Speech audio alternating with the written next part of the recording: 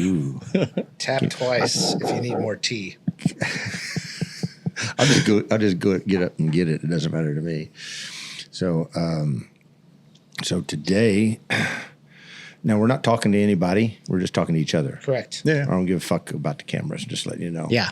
And I know this part won't be on YouTube because I said fuck too early in the video. Yeah. Yeah. Good point. It'll get it pulled out. I don't care about swearing except something about a 7-second rule or some shit like that. What is it? I don't know. It's something with the algorithm. Yeah. Oh, really? Yeah, for sure. You can't swear in the first few seconds of it. You got to be very doing? professional. At 7 seconds, we can hold it together that long, I feel like. Yeah. Collectively. Too easy. Collectively. So, Casey, welcome to Indian Mountain. You've probably been here before. You were, did you go to the range down here? What was that, Rattlesnake Range at one time? I used to hunt out this way. Rattlesnake Ridge. Rattlesnake Ridge. Rattlesnake Ridge was out here, too. I never went to that, but I did hunt. I shot a comp there. 160th gig? Yeah. The 3-gun. They used to do that every year. Yeah. Did you win it? Top 5. Yeah. Carl shot it. Uh-huh. Not top 5. Not top 5? No, I'll let him tell you about it. But he made a good point. During that competition, somebody was crying about their RDS, something like smudge on there. And he was like, it's a 50-meter target. He's like, just flip your iron sights this Just stage. aim over the top of it. Yeah. Or aim through it. Yeah. It doesn't matter. And I also got a dog during this competition. There's What'd you find there's there? the whole story. If you want to get into it, I'll tell you the story. We'll get into it. We will. Okay. So, well, today's main purpose is, well, other things, but what folks don't realize, there are 3 generations of assaulters sitting at this table right here. Mm-hmm. That sounds really cool. It does, doesn't it? 3 generations that overlap each one, because I don't overlap with you. No, sir. But I overlap with him, and he overlaps with you. I overlap with both. There Correct. you go. Yes, exactly. Jimmy being the center point yet again. Thank goodness. Has to, doesn't For my self-esteem. Thank goodness. he has to. So I thought I wrote a few things up to, was it last week? Before my PTAC shit to bed. That's that white thing that you can see in the camera back there. That maybe we could talk about the differences between our generations and today's generation. Who's familiar with today's generation of assaulters at the unit, at E15? A little bit, but probably nothing like you. No, Only because the perspective I have from work, training the generation. You could see them on the regular, Yeah. not just A15, but maybe B23 and the others too. Everybody else. Yeah. I kind of I cross-pollinate quite a bit with, or have recently with 10th group, a little bit with 5th group. Actually, when you wrote this up and we were talking about it in the group text, I was like, well, let me do a little research. And I called a current recce guy over in the company, a good friend of mine, and he was gracious enough to have a discussion with me. Like, we didn't get into comp plans or anything like that, just talking about the overall attitude of the person in the hallway, if that makes sense. Like what makes the company what it is or whatever. And he gave me a lot of really good insight. And in the bottom line, I can sum the conversations, nothing's changed. It's the same guy. They have to be more technologically trained. They're smarter. They're smarter than we are. Because they have to be. You know, I remember me telling you I used to work for a drone company. We discussed earlier. Well, I had to go out and train some Cav scouts out west somewhere. I forgot. I think it was El Paso or something like that, right? And I could not get over how fucking smart these kids are now. That's the compared to back in the day when I wasn't a Cav scout. I was infantry, but same thing. Yeah, they'll tell you that anyway, right? But we were not that smart. I wasn't that smart as an 18 Bravo as they are when it comes to technology. Or technology also makes them, I think, smarter when it comes to operations, period. You know, understanding the operation, not just, hey, go here. And he understands now why he has to do that. And I think there's a more open line of communication as to why you're doing this to accomplish the mission. You know what I mean? Because there has to, because I think it's just kind of a cultural thing or an age thing, if you will. Like, the motivations are different, man. Like if you try and beat one of these kids in the ground like we all were, you know, you're not going to get the results. Like those results were extracted from me as a private, you know what I mean? So I don't know if that would be from a leadership standpoint, I don't know if that would be as successful in today's army or whatever. Yeah, I see it too. I'll see it across the whole community though, where it's like the attitude towards training priorities. It's not like they're not still fundamental. That's still there, but their path to success in training, which is kind of the more common opportunity now versus combat, their path to success, man, they are kind of bogged down with the results of their performance more than us, where we were like, hey, run it. All right, we didn't do good. In other words, I know you're familiar with the detail of how our ARs went, but we didn't run it good. Let's do it again. With them, it's much different. This generation, but I think that that's across the whole community. It's not just A15. Byron, I saw you had the same PTSD flashback when he said our AARs. Yes. That probably hasn't changed much. So what we're generally discussing is we were all three in a unit called Alpha Company 1st Battalion 5th Group. We were a SIF. And at 3 different generations of that. And we want to discuss what changed along those generations during this, I guess. I'd like to discuss that with you guys if you don't mind. Of course. And where we think they might be headed, we don't know, or where they're at right now, because we're not in the unit, but you were probably closer to that. So we'll go read the screen because I can't remember half this stuff. Let's see. All right. What does the first thing say? What stayed the same and what changed? So before we get into it, though, I think what would be worth mentioning, if it pops in your head, is like what you think stimulated that change, or what made an impact on that feature that is different from the generation before and different than the generation next. So, like with CQB, I feel like obviously the warfare that was being conducted in each generation makes an impact on truly how we exercise our TTPs and stuff. But I had a real thick line between what I understood as CQB and then what I eventually understood when I came back from Yuma. So when I took a break for 3 years, CQB looked totally different when I came back. Yeah, it looks totally different now too. You know what? And I don't understand a lot of what I was talking about as far as, like, I don't know. I know it's different. I've seen it being done different today, but I don't know the intricacies of what pushed them in that direction. Right. Certainly it's going to be, the current battlefield. Certainly it's going to be that. But some of it, I find myself intentionally trying not to be that old dude that's like, man, that's stupid. Right.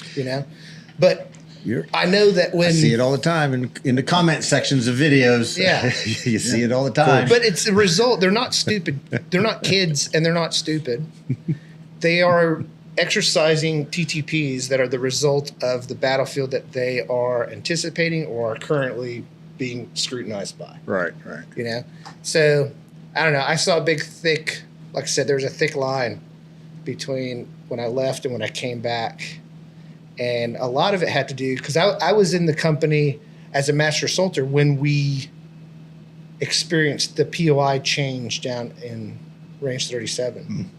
So there was some significant stuff that changed. It was the accuracy standards. So like when I went, just months, or it had been 2 years at that time, but just the month or two prior to me going down there, I think you're down there too. It was like a big FMP. The whole company was down there. There's a pre-mission or a pre-deployment train up where we basically took over Range 37. Yes. Rusty got shot. Yes. So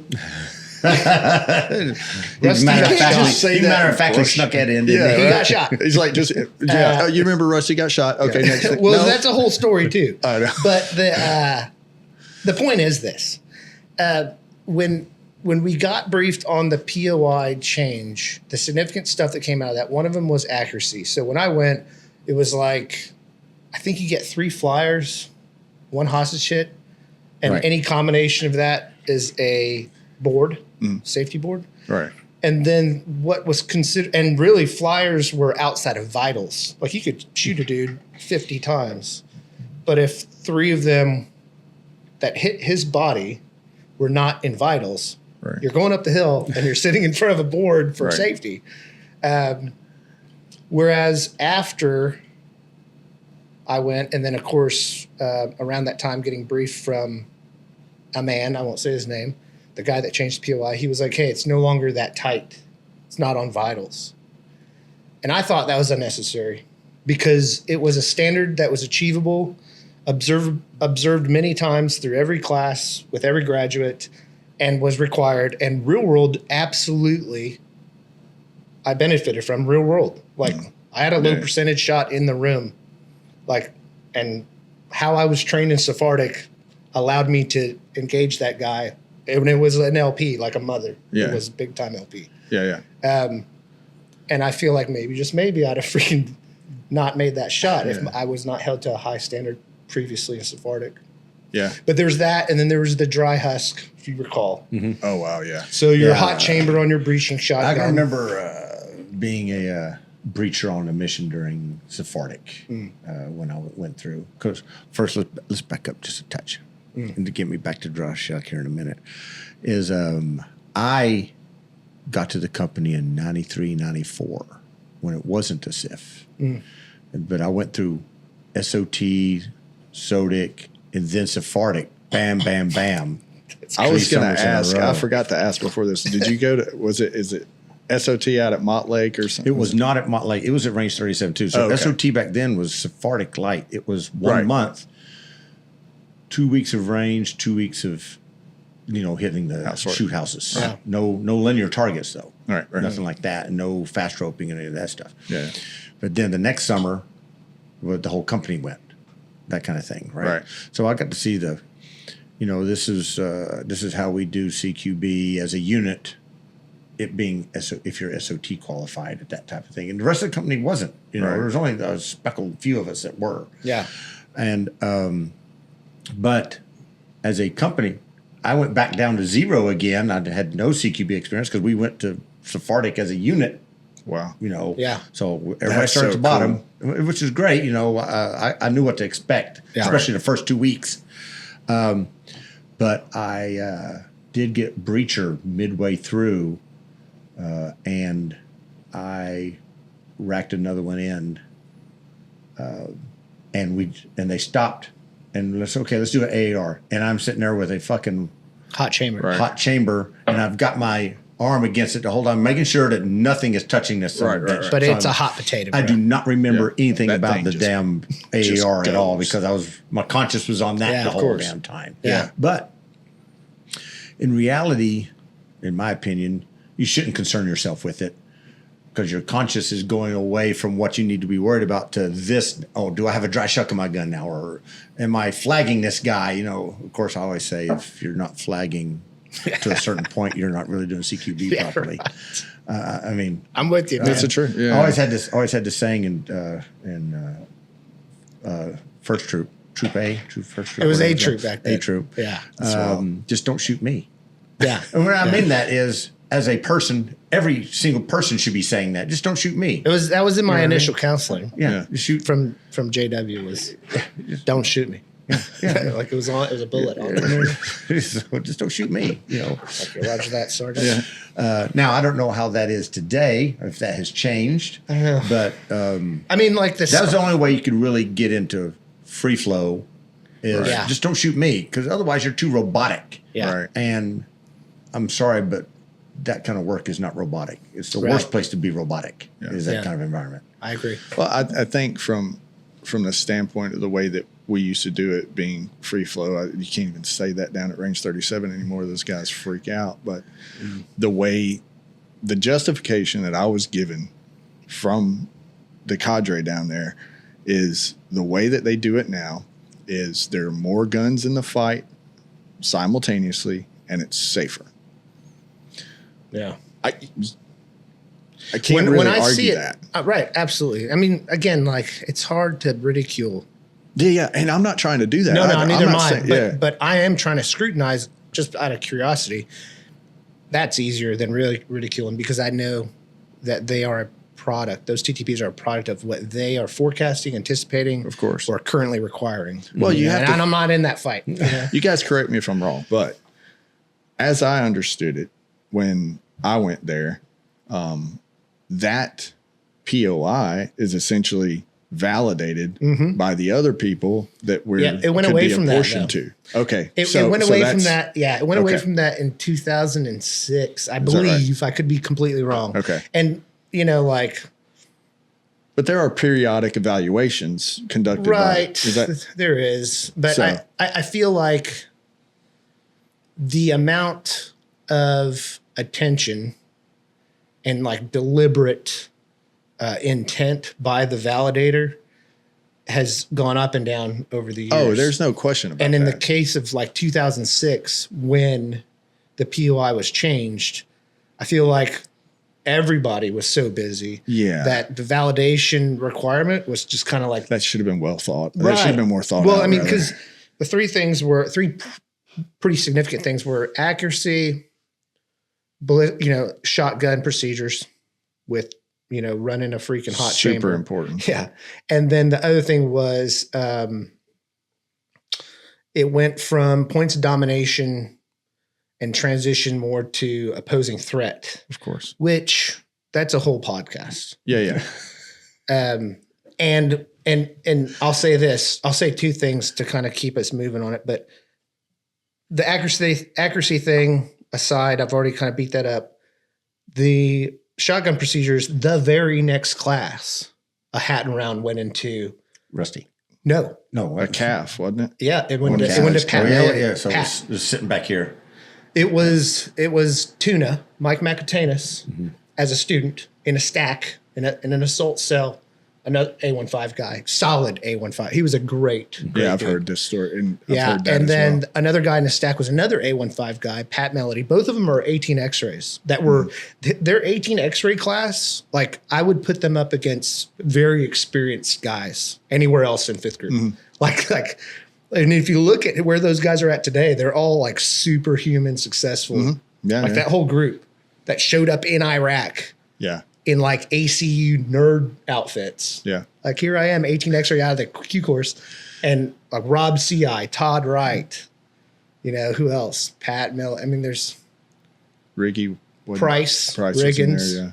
And, can't talk about where he works now, but he works at the top of where he works now. Yeah. Al Levisor, same kind of, background today. Right. Anyways, long story long is, freaking Tuna shot Pat, almost ended his career, ended up becoming a great 18 Fox, but didn't go out on target because he's limping around, that. And he was a solid dude, dude. But with the POI shift where we were all like, I remember we were in the chow hall getting this brief at range 37. And I was like, hey, I think that's stupid. Talking to, won't say his last name, but talking to Jack, like, man, I think the accuracy thing, dumb.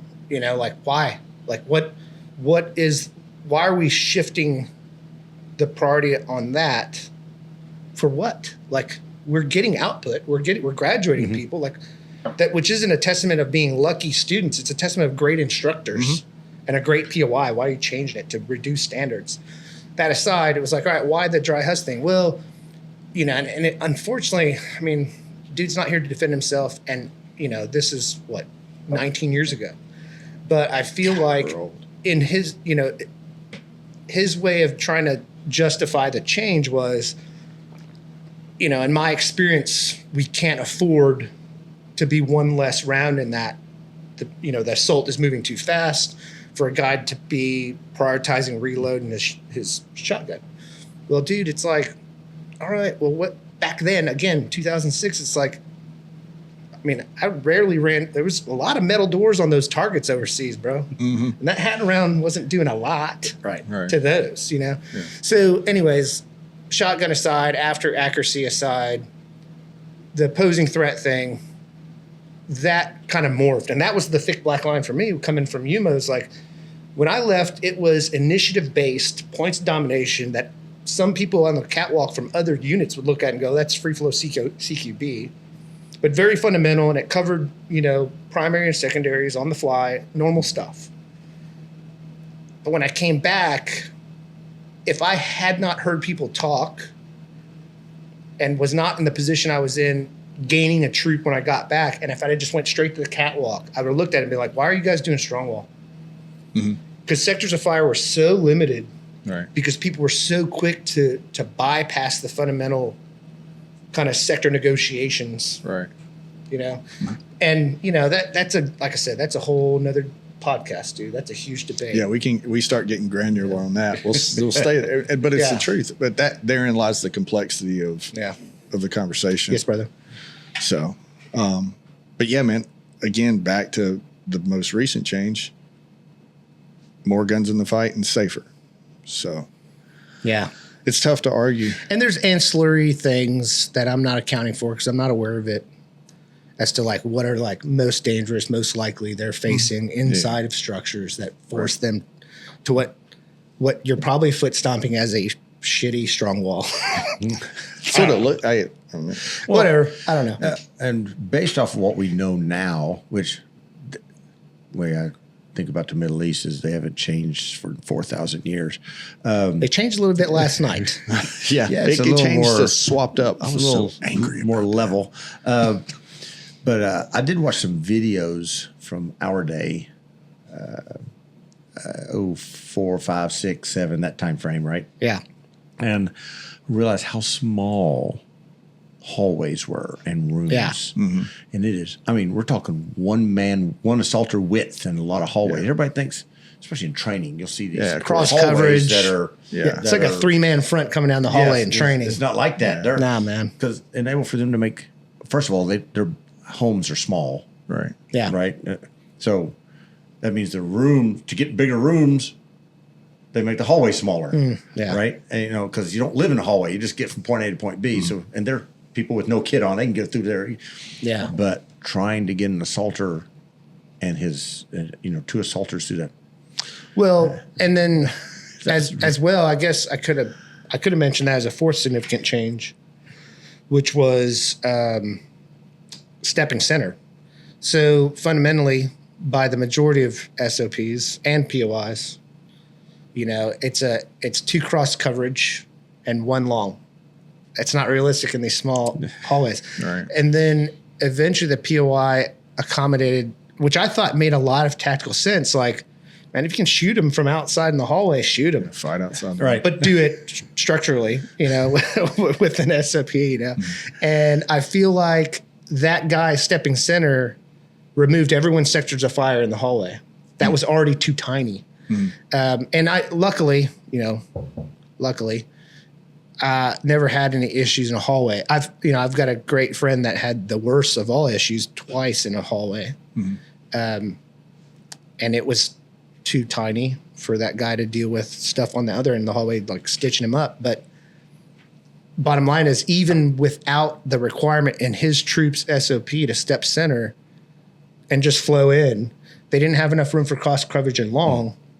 They just had him pulling half cross coverage on suspected open or closed doors on one side of the hallway. Right. So he had nobody long for him because it was too freaking tiny, you know? Right. So, I mean, normal, assaulter thinking through the problem stuff that he probably solved it the best way he could. But in fact, like, the dude in the hall marched him a chow with the belt fit, So it leads me to believe, I've not been to 37 in a while. I don't think any of us have been there in a minute. Have they looked at that and go, you know what, our hallways are way too fucking big? I don't know. There's a couple of houses. I go down there every March for the long gun comp. But there's a couple of structures in there that are like specifically set up like that. So they are addressing it from a standpoint. I don't know if I think it's a good conversation to have, but I don't know if they're openly having those discussions and whatnot. Because the bottom line is that continuity, man. You guys, and I'm preaching the choir here, but that like all of that experience from combat is gone. Like it's gone. Like, so these guys are kind of, we're reinventing the wheel and learning lessons the same way. And it's the same cycle we went through when it all popped off, where those lessons are going to be learned and paid for in blood. And they're going to, it's a terrible, unnecessary cycle, but it's the truth. I just had this conversation with Mike Krupp yesterday. Yeah. And, and in our conversation, it reminded me about a phone call I made to Hugh Hayden like 3 months after I got out of the Army. And I was like, bro, we absolutely screwed everybody over. Like we did not make not even close to any ambitious effort for continuity. No, you know what I mean? No, we didn't. We didn't. And it sucks. Yeah. Well, some of it's got to be op temp too. We were constantly doing it. So we're assuming that the next guys will, assimilate as we're going, and that there was really a cutoff at like 07 time frame, somewhere around in there, kind of stopped. Yeah. And I'm After telling you, 07 deployment. it's everywhere in the community and at every level, even the ones you think Yes. don't, one can't afford to not have continuity. They don't, because I see it. I mean, like at work, I see things going on that a client will be demonstrating as their TTPs, and I'm like I could tell you the first and last name of the guy that died because you're the same thing. Like you're doing right there. Yeah. So it's tough because it's not their fault; it's ours. Yeah, you're right, man. You know what I mean? And I mean, golly, that you'd think, and I'm sure there's all kinds. I've seen it. There's all kinds of positions, like even contractors, but like knowledge managers. But like, what are they doing? Yeah. What did they do for my generation? I don't remember anybody telling me anything. Yeah. I know. I do know what you mean.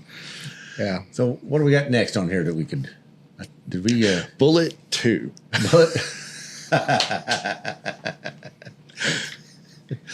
I don't even want. I probably will not be mentioning anything about Bullet 2. Free flowing the conversation. Yeah. So we are 28 minutes into Bullet 1. It's a good bullet. I had 22 of those minutes. We talked about that prior to your arrival. Yeah. I haven't even told you about the dog at Rattlesnake Ridge. It's not your fault though. What we expected it. I love listening to you. The dog story is awesome. What's the dog story? All right. We show up at Rattlesnake Ridge, soft 3 gun. About, right? Yep. It used to be called the 160th 3 gun. Mm-hmm. And then it turned into soft 3 gun. And it was great. Like prize table, over the top. It was great. But we show up, and before we get squatted up, there is a mangy pit bull puppy. And dude, I'm talking, and like some kids are like feeding them like snacks and stuff. And I was like, dude, that's a great looking dog eventually. Right now, not so much. But, and Becky and I, we had no dog and we had no child, which this comes into the story. We were childless at that point. Either way, I get squatted up with Eric Perry, of all people. And when we go down, and we were stage 1. So we go down to stage 1, and I forgot what it's called, but it's like you are free, like 2-handed pistol at 20, a mag change en route to a shooter's box at 15, offhand, solo offhand, and then so on and so forth. But at 10, here's your final of 3 and your strong hand only. That dog was on the berm when we were getting our safety brief. And the little old lady who later in another competition in Dixon just mopped me up. She had like leg braces. She was very unassuming. She was the RSO for that stage. And I said, hey, ma'am, so the dog on the berm, what are we going to do about that? And I forgot the guy's name that ran Rattlesnake Ridge. He was a retired warrior. That's right. Yeah. So I asked her, I was like, what are we going to do about that? And she's like, Ed said run it. And I was like, not with the dog. Like that's a whole thing that we shouldn't do, you know? If it was a coyote, yeah, no problem. It's not a dog. Yeah, the coyote would be dead already. But what ends up happening is the dog goes over the berm, which is not perfectly safe, but safer when Eric starts. But by the time Eric gets to his strong hand shooter's box, that dog is now over the berm coming towards him. And he's getting to the end of this mag. And then the dog jumps up at Eric and is trying to catch the brass. Of course. So I was like, I'm in love with the dog. If he's already cleaned up brass, he hadn't even shot. Yeah. So then we run the stage. Whoever was emceeing, which was like this President's 100. It wasn't Eli, or it wasn't Tony. It was another guy from 160, another President's 100 guy. Anyways, he was emceeing the whole thing, and I asked him to get the mic. I was like, hey, I don't know whose dog it is or if anyone's claimed it yet, but I will foster the dog. If anybody finds it, just give him to me, and I'll take the dog. Somebody found the dog, gave him to me. I took him home in the bed of my truck. I gave him like still cold pot roast Becky had made. That was my lunch that I didn't eat. I gave it to the dog. When we get home, I leave him in the house for whatever reason. I think somehow in like a yard sale purchased box of random things. We had cat D, flea D, tick thingy. And we didn't even have a cat. But I found that, and I doused this puppy and tied him to the railing in my garage and left him there overnight. When I woke up, it was like Hiroshima around him of like ticks and fleas were all dead around him. And he was like, I'm in now. He was like, I'm here. So I nursed him back to health. His name was Buzzer, just like a buzzer. I would take him to ranges on post at work. And then he was great. He would escape our yard and scare the neighbors or whatever. But I wasn't even planning on telling this story, especially this part, but I will now. We end up having Briggs, our first child. And Becky came home, got out of the driver's seat. I was in the house, got out of the driver's seat, opened the back seat, and an infant, like not toddler, we're talking like baby. Yeah. And Buzzer hops the fence, flies headfirst into the Pathfinder, and is bouncing. He's a really great puppy, but still a puppy. And she was like, man, too dangerous for a kid, to be around. So I was like, all right. So I called all these non-kill shelters all over, like Missouri, Kentucky, Tennessee, Indiana, and I found nothing that would take in a pit bull. No, none of them would take in a pit bull. Back then, especially not. Becky, ironically, contacts a non-kill cat shelter and is like, yeah, we'll take him. I don't know why we didn't take him. I may have like come up with some bizarre excuse not to take him, but I remember we didn't take him, and it got to the point where she's like, hey, he's got to go. And I don't know if you remember our armorer at the time was, he's now a 60 pilot. He was an NBC Seaburn guy. He's going to kill me if he sees this, and I don't remember his name. But I called him up, and I was like, I need your help, man. And he's like, what do you need? I was like, come to my house. So he comes to the house. I was like, me, you, and this dog are going to go out in the country, and we are going to drop it off in the middle of nowhere, and you're just going to make me drive home. But my wife says he's got to go, and I can't do this, man, And he's like, all right, weird. We do that. And I'm telling you, I'm going down this dirt road, and I can see him in the rearview mirror. Oh, dude. Chasing us. Don't. Are you doing this right now? This is in like Guthrie, okay? Yeah. I get home. The armor dude was like, gosh, what was his name? I'm a jerk. He's like, okay, later, Jimmy. And he leaves. And as soon as he left, I went right back out to Guthrie, and I picked that dog up. Found him out there. He was like, wagging. He was like, this is a great game. You were gone for a long time. I knew I wouldn't be able to sleep tonight. I picked him back up, brought him home. And I think that's when we got him to the cat shelter, actually. That's hilarious. Buzzer. That was his name. Buzzer. Rattlesnake Ridge. Yeah. I didn't think you guys would bring so up Jimmy, dude. Rattlesnake Ridge. But that's so Jimmy. Buzzer came out of that. Good dude, man. Good dude, Buzzer. The guy that helped me drop him off, not a good dude because I can't remember his name. Wow. What is his name? You'll think of it like when we're talking about something else. I just talked to him a couple years ago. I'll superimpose the name on there. Yeah, we'll figure it out. We'll figure it out. Yeah. Well, It'll Anyway. say sorry. Old buzzer. Sorry. Right here. It'll say right.